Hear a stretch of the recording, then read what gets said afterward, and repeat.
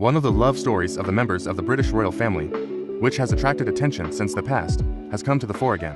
The affair between Princess Margaret, sister of Queen Elizabeth II of England, and Captain Peter Townsend, a commoner, has been recalled with a new edition of Townsend's book. In his book, Townsend describes the details of the relationship that pitted the royal and the British people against each other, expressing his love for Princess Margaret and the problems they had with the crown and its rules. Blocked because she was divorced. When the love affair between Peter Townsend and Princess Margaret, who was married at the time and had 2 children, emerged in 1953, Townsend was divorced.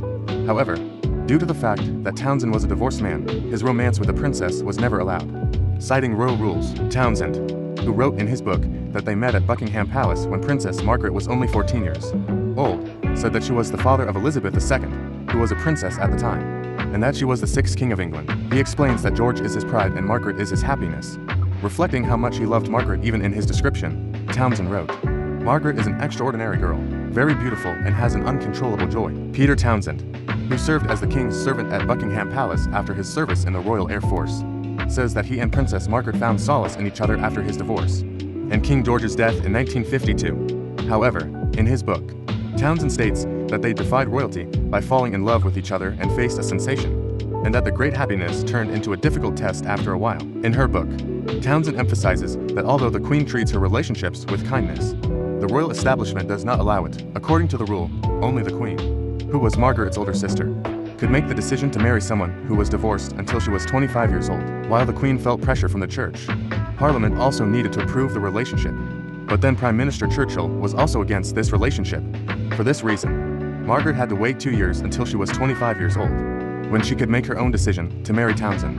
While Townsend was sent to Belgium for the mission, Princess Margaret was reunited with Peter Townsend in 1955, when she turned 25.